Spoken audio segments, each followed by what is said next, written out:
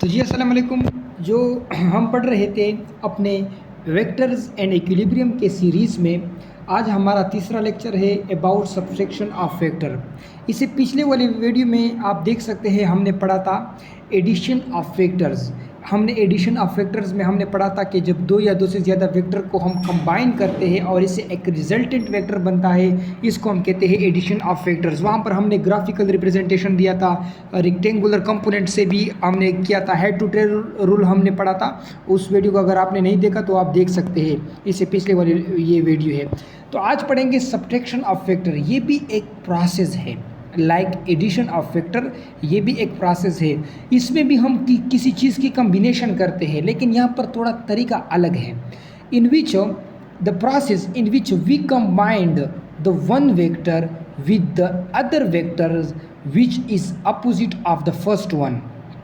क्या मतलब है कि ऐसा प्रोसेस जिसमें हम एक वेक्टर को दूसरे वेक्टर के साथ कंबाइन तो करते हैं, लेकिन जो दूसरा वेक्टर होता है वो पहले के अपोजिट होता है। लेट सपोज ये एक वेक्टर ए है इस डायरेक्शन में, अगर मैं इसका माइनस ड्रा करूंगा तो ये इसका अपोजिट हो जाएगा। तो this is called subtraction of vector. इसकी रिप्रेजेंटेशन किस तरह है कि A vector minus B vector, यानी यहाँ पर माइनस का निशान आएगा, मतलब ये माइनस में ही होंगे। तो this is called subtraction of vector. इसको अगर मैं और अच्छी तरीके से लिखूँ तो इसको मैं इस तरह लिख सकता हूँ कि A vector plus minus B vector, ये यानी कि ए वेक्टर एक वेक्टर है प्लस एडिशन है माइनस ये अपोजिट है, अपोजिट साइड पर आप इसको प्लस करो, ठीक है, अपोजिट साइड पर आप इसको प्लस करो, और ये सेकेंड वेक्टर है, B is a second vector. अब एग्जाम्पल के थ्रू आपको अच्छी तरीके से आपको समझ में आएगी कि ये फॉर एग्जांपल मेरे पास एक वेक्टर है ए है, और ये आपके पास क्या है, ए वेक्टर बी है, ठीक है, इसकी डायरेक्शन ऊपर की तरफ है, ठीक है, इसकी डायरेक्शन ऊपर की तरफ है।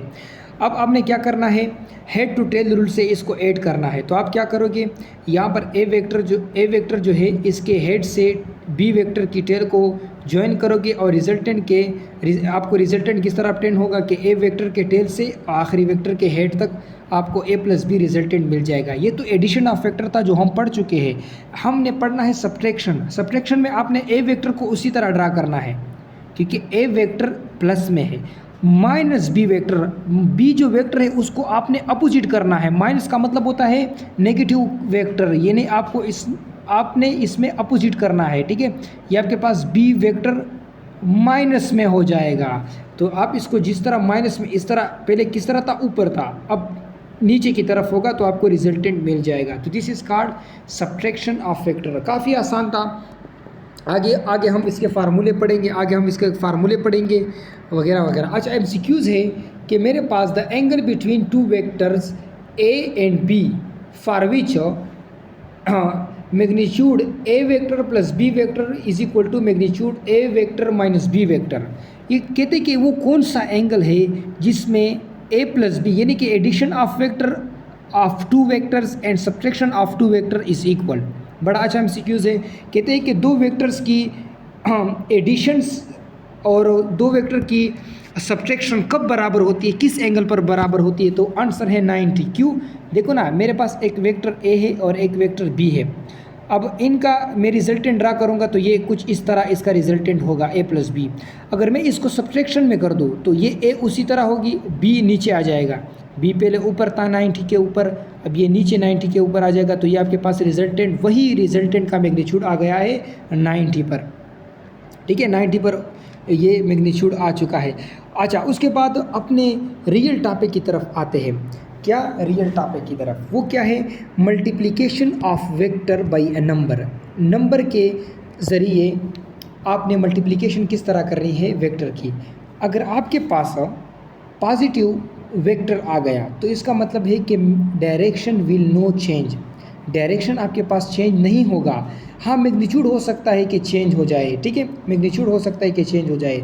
उसके बाद होता है अगर वेक्टर नेगेटिव आ जाए तो डायरेक्शन ज़रूरी है कि वो चेंज हो, मस्ट है, मस्ट। हाँ, फिर से मैग्नीट्यूड हो सकता है कि चेंज हो या ना हो, ठीक है।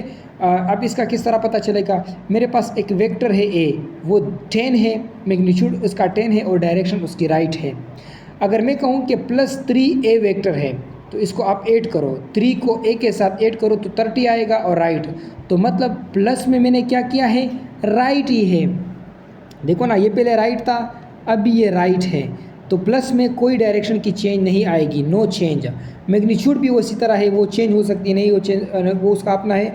अच्छा, उसके बाद ए वेक्टर अगर 10 है इसकी तरह राइट साइड पर, अगर मैं इसमें माइनस लिखूँ, अब इसका वेक्टर माइनस में है तो इसका मतलब ये अपोजिट होगा। मैग्नीट्यूड तो सेम होगा या होगा नहीं होगा, लेकिन ये अपोजिट होगा, लेफ्ट साइड पर होगा। अगर ये राइट साइड पर है तो ये लेफ्ट साइड पर हो जाएगा, ठीक है। उसके बाद है product of vector, process in which we multiply one vector with another vector. ऐसा प्रोसेस जिसमें हम एक वेक्टर को दूसरे वेक्टर के साथ मल्टीप्लाई करते हैं, ऐसे प्रोसेस को हम कहते हैं प्रोडक्ट ऑफ वेक्टर, ठीक है। वेक्टर वेक्टर की मल्टीप्लिकेशन को हम कहते हैं प्रोडक्ट ऑफ वेक्टर। इंशाल्लाह इसके आखिर वाली एक वीडियो रहती है, इसके ऊपर हम आखिरी लेक्चर को कवर करेंगे। तो तब तक के लिए खुदा हाफिज़।